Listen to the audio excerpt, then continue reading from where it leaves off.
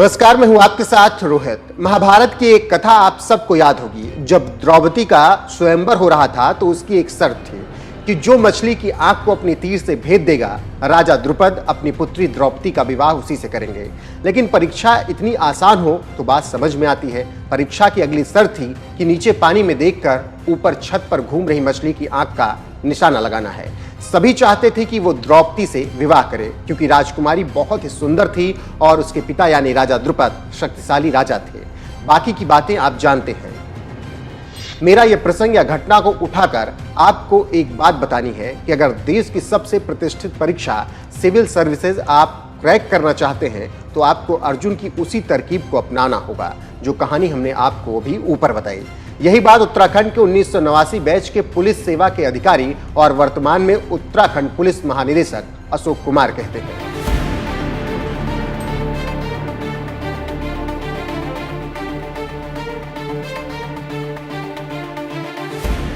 दरअसल उत्तराखंड के डीजीपी से एनएमएफ न्यूज ने खास बातचीत की है। खास तौर से सिविल सर्विसेज को कैसे क्वालिफाई करें, कैसे तैयारी करें, किस चीज पर फोकस किया जाए और इंटरव्यू को कैसे फेस किया जाए, इन सारी बातों को डीजीपी अशोक कुमार ने बड़ी ही बारीकी से बताया है। शर्त है कि अगर आप एक सिविल सर्विसेज को क्रैक करने वाले की बात सुनेंगे तो आपको काफी मदद मिलेगी और आप जरूर सिविल सर्विसेज को पास कर अपना करियर बना सकते हैं।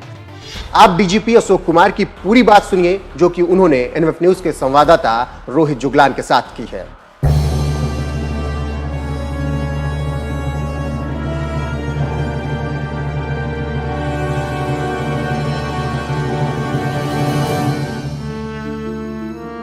चिड़िया की आंख दिखनी चाहिए जी। मतलब पेड़ पत्ता तने आसमान सब है किंतु सबसे काटना है, सबसे काट के चिड़िया पे आना है और चिड़िया पे भी आके सिर्फ आंख पर आना। तो इतना भयंकर फोकस होना चाहिए जी। हम तो उलझ जाते हैं यारी दोस्ती में, फेसबुक इंस्टा पे कहीं ना कहीं उलझे रहते हैं।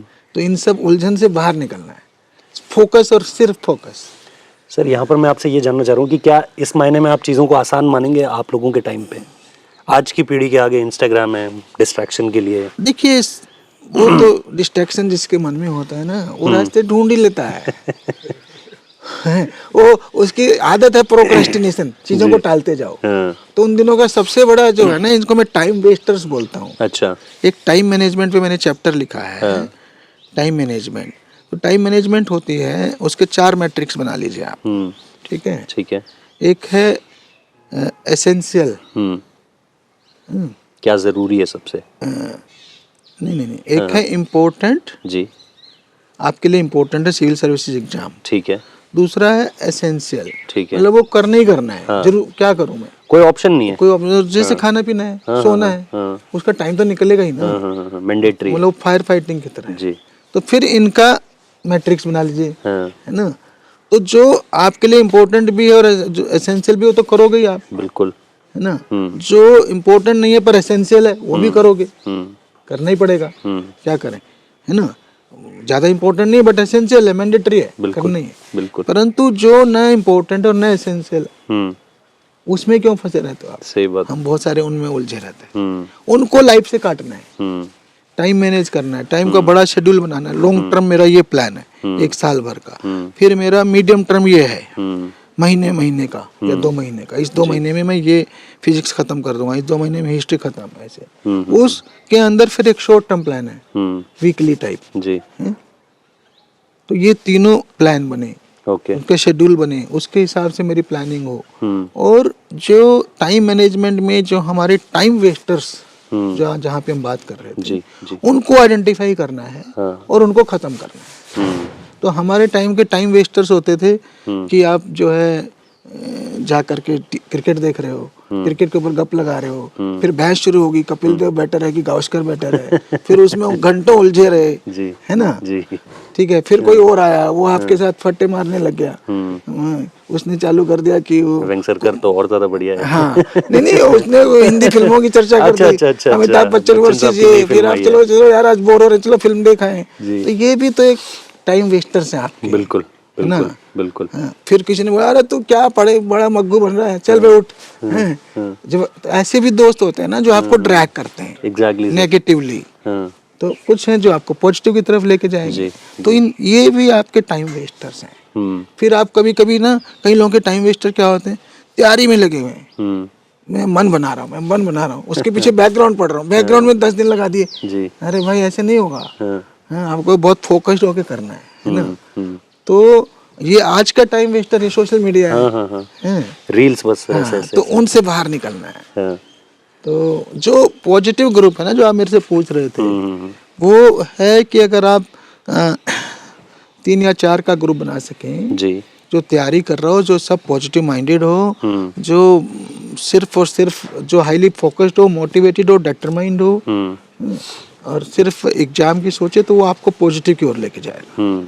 उसका मैंने एक बड़ा एडवांटेज यही देखा, हम खाने के बाद थे, 3-4 लोग निकल जाते थे डिनर के बाद। अच्छा। डेली बस हमने आधे घंटे का एक वॉक रूटीन बनाया हुआ था, बाकी तो पढ़ना। इस आधे घंटे में किसी टॉपिक पे हमने चर्चा कर ली, मान लिया चाइना पे कर ली, किसी पे भी कर ली, जी, इकोनॉमी पे कर ली। तो क्या होगा ना, हम जब भी किसी चीज को पढ़ते हैं तो हम अपने हिसाब से अपने मन में उसका वो बना लेते हैं। बिल्कुल।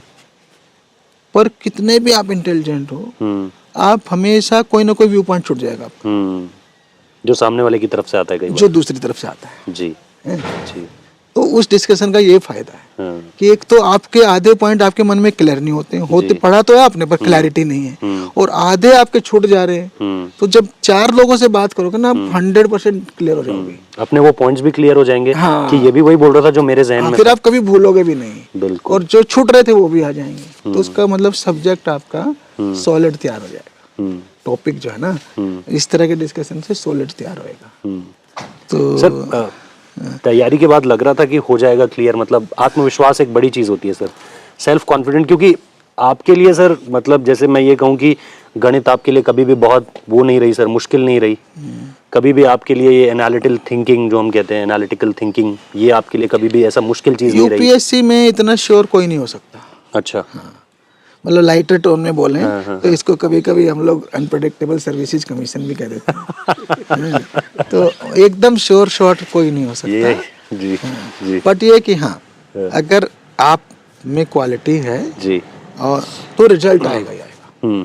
ये पॉसिबल है कि एक कि नहीं तो नेक्स्ट अटेम्प्ट में आ जाए, बट आएगा। नर्वस थे आप? नर्वसनेस नेचुरल है। अच्छा। जो स्ट्रेस मैनेजमेंट की अभी बात कर रहे थे, जी, ऐसा नहीं था कि मैं साल भर नर्वस था। नर्वस होने के टाइम आते हैं। अच्छा। हाँ, नर्वस होने के टाइम आते हैं। तो मैं जो आपको स्ट्रेस का सिखा रहा था ना, कि हम ये जो ग्राफ मैंने बताया था, एक्स एक्सिस और वाई एक्सिस, हाँ जी, उस ग्राफ में ये बहुत ही जरूरी है कि हम उसको स्ट्रेस मैनेजमेंट को एक तो ये समझें कि स्ट्रेस आना ही आना है, नेचुरली आना है। जब भी आप किसी बड़े प्लेटफॉर्म पे परफॉर्म करने जाते हो जी, तो आपको एक बारी वो स्ट्रेस आएगा। और उस स्ट्रेस कई रूप में आ सकता है। किसी की धड़कन बढ़ जाती दिल की, किसी की पल्पिटेशन बढ़ जाएगी गले की, या हाथ कांपने लगेंगे, कोई शिविर करने लगता है, कांपने लगेगा। हाँ, तो ये नेचुरल है। अच्छा। कोई इसमें नेचुरल नहीं है। हाँ। अगर आप इसको इग्नोर कर दोगे ना, 1 मिनट बाद खत्म हो जाएगा। अच्छा। तो इसलिए जब मेरा मेन एग्जाम आ रहा था जी, तो मेरे को रात को नींद नहीं आ रही थी। अच्छा। एसिडिटी बढ़ गई। हाँ जी। तो मैं हॉस्पिटल गया तो उन्होंने मुझे कोई एसिडिटी की दवाई दी, तब जाके नींद आई जी। जब मैं इंटरव्यू बोर्ड के बाहर आप बैठोगे, बाहर बैठते हो, फिर अंदर एक बंदा हो, जब बाहर आएगा तब आप, तो आपके बाहर बैठे बैठे धड़कन बढ़ जाती है कि लगता जाने क्या पूछेंगे। हाँ जी। तो वो अननोन का फियर है, पर वो नेचुरल है। हाँ जी। उससे अपना आत्मविश्वास खोइए मत जी। ये मान के चलिए कि ये स्ट्रेस आना नेचुरल है, ये आएगा, आके चला जाएगा। उससे घबराइए मत, उसको इग्नोर करिए। और कुछ अमाउंट ऑफ स्ट्रेस जरूरी भी है। जो स्ट्रेस ही नहीं लेगा, उसे पता ही नहीं, फिर उसका एग्जाम ऐसे ही जाएगा। फिर तो थोड़ा बहुत तो स्ट्रेस लेना ही है जी, है ना, जो आपको ऑन योर टोज रखे, उतना स्ट्रेस चाहिए। सर क्या थे कुछ इंटरव्यू के सवाल याद आते हैं? कुछ वो तो बाद में बताता हूँ। मैं कुछ तैयारी की बातें और भी बताना चाह रहा था ना आपको।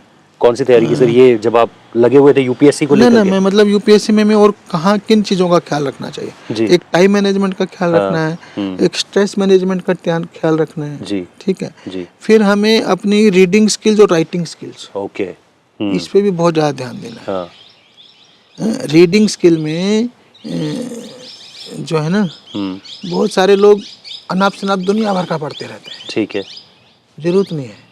आप 90% की तैयारी करिए। अच्छा।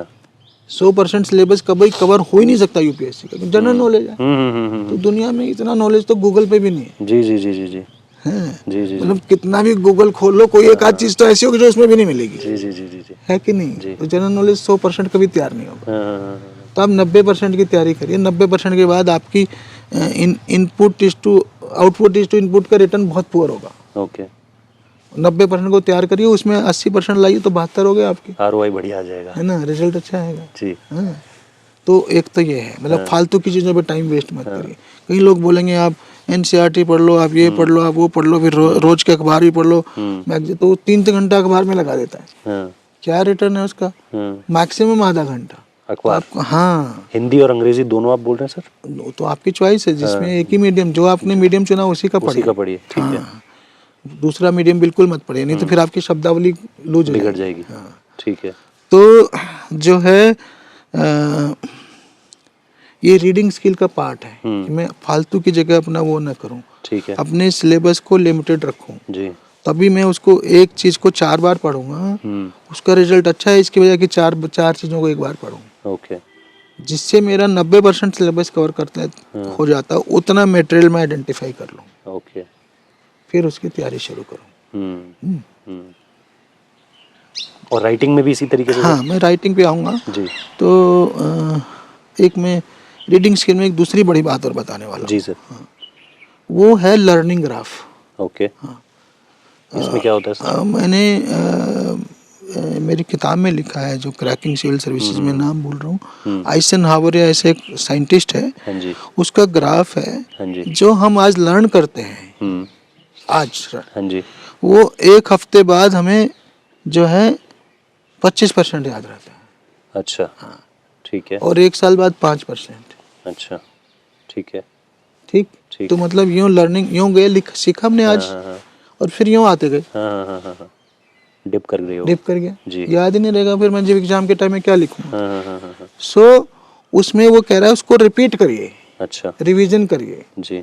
तो जब मेरा ग्राफ यूँ आना शुरू हुआ, उसी टाइम मैंने उसी रात को पढ़ लिया, फिर ऊपर चला गया, तो ऊपर गया। तो उसके बाद जब वो ग्राफ डाउन होगा तो पहले वाले से ऊपर पे जाएगा। हाँ ओके रिकॉल वैल्यू शायद। हाँ, उसकी रिकॉल वैल्यू आ जाएगी, बहुत बहुत हायर होगी, बेहतर रहेगी। मतलब देखिए ना, आप यूं से यूं आए थे, हाँ अब यूं पे यूं आए, यहाँ से उठा दिया, फिर ठीक है। फिर यो ग्राफ आया, भूलना तो फिर है, हाँ जी हाँ जी। किंतु ऊपर तो पहुंच गए। हाँ तो इस बार आपकी उतना नीचे नहीं रिटेंशन, जाओगे। हाँ, आपकी रिटेंशन पावर बढ़ गई। ओके तो जो है आपको रिवीजन बहुत इम्पोर्टेंट है। जिस दिन आपने जो पढ़ा, अगर उसी रात को उसे समराइज करके थोड़ा सा मेमोरी में डाल दिया, तो मेमोरी रिकॉल बहुत बेटर होगा। ओके फिर आगे मेमोरी के टैग वैग बहुत बताते हैं लोग कि भाई इसको किसी पिक्चराइज कर लीजिए तो आपको ज़्यादा याद रहेगा। तो ये मतलब याददाश्त कैसे इम्प्रूव करी जाए जी, उसके भी मतलब मेथडोलॉजी लगानी चाहिए। ओके ऐसे राइटिंग स्किल्स है, जी राइटिंग स्किल्स की बात करिए। हाँ जी उन्होंने कहा 200 शब्दों में ये आंसर लिखिए, ठीक है। हम वो सब भूल जाते हैं। 200 शब्द, 200 की बात भूल जाते हैं। गिनती तो कोई करता नहीं है सर, गिनती मतलब तो नहीं करता है, बट वो अंदाजा भी नहीं लगा। हाँ, अंदाजा भी नहीं लगा पाता कि 200 हो गए कि 180 हुए। तो कई लोग ऐसे हैं कि वो इतना नॉलेज है उनके अंदर, हाँ कुछ क्वेश्चन के बारे में 200 के 400 लिख देंगे। भाई इतना नॉलेज तो समेटिए ना। हाँ जी 200 के 400 लिखेंगे तो सोचेगा ये तो मेरी इतनी बात भी नहीं सुन रहा। हाँ एग्जामिनर क्या सोचेगा, इसको इतनी सेंस नहीं है कि जब इसे 200 में कहा गया, अपनी बात को 200 में नहीं कह सकता। जब कहेंगे ये काम को 10 मिनट में फिनिश करो, 1 घंटा लगा देगा तो बेकार किसी काम का नहीं है वो। है। तो यहाँ तो फोकस्ड बढ़िया बंदा चाहिए ना। इतना एक डायरेक्शन मिली है 200 शब्द, तो उससे पालन करिए। प्लस माइनस 10% तो ठीक है, ठीक है। हाँ उसके बियॉन्ड मत जाइए। जी जी जी जी जी ठीक है। तो ये एक राइटिंग स्किल हो गई। ऐसे ही एक क्वेश्चन आएगा, 4 पार्ट होंगे, आप देखिएगा कि मुगल्स ने ये किया, उसमें औरंगजेब ने ऐसे किया था, ऐसे। तो उसने 4 सवाल पूछे, आपने 2 आंसर के 2 भूल गया। अच्छा पूरे आंसर करिए, हर एक के अलग अलग नंबर हैं। अच्छा तो इसलिए हर क्वेश्चन को 2 बार पढ़िए हैं? और पूरे पार्ट को आंसर करिए। ठीक है। और तीसरा लास्ट इसमें राइटिंग स्किल में मेरा वो है एडवाइस कि हर उसकी वैल्यू अलग अलग है। कभी वो कहता है कमेंट करिए, कभी वो कहता है एनालाइज करिए, क्रिटिकली एनालाइज करिए। कमेंट करने में आपकी टिप्पणी मांग रहा है वो, ओके। क्रिटिकली एनालाइज में उसका प्लस माइनस सब मांग रहे हैं। तो इन शब्दों का डिफरेंस करना भी सीखें हम।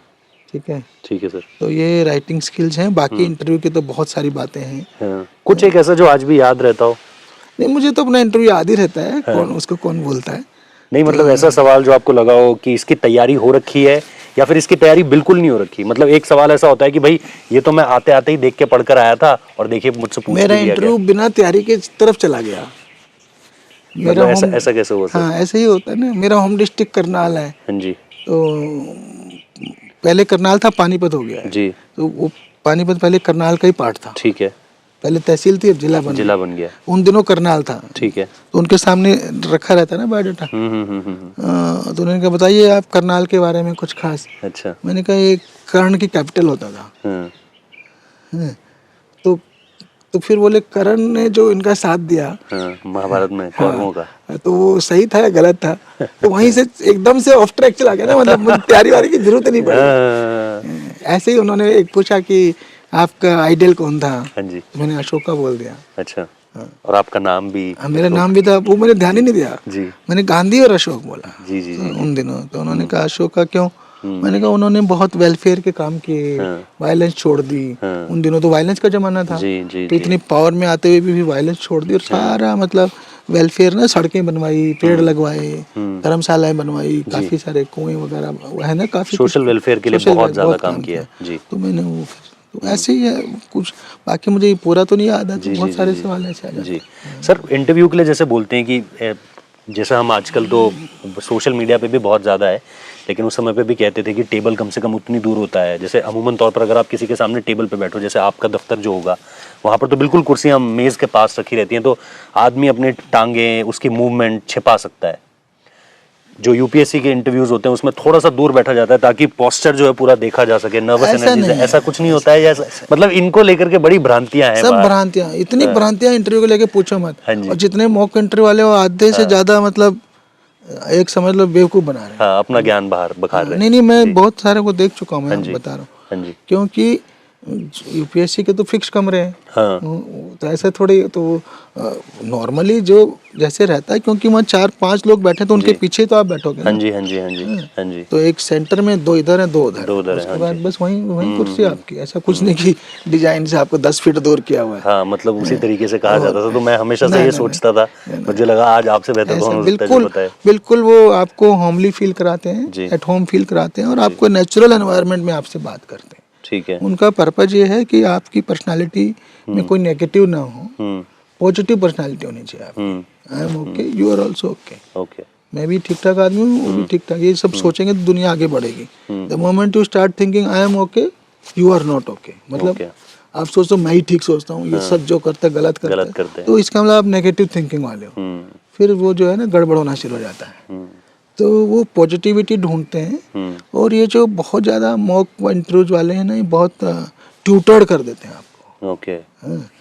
और मैं बहुत उससे बता रहा हूँ, ट्यूटर्ड आंसर के हमेशा नंबर कटेंगे। बहुत ही मतलब बुकिश चीज है। यस, नहीं एक रटा आंसर की छोड़ के इसमें क्यों आए, वो वही आंसर दे रहे हो आप।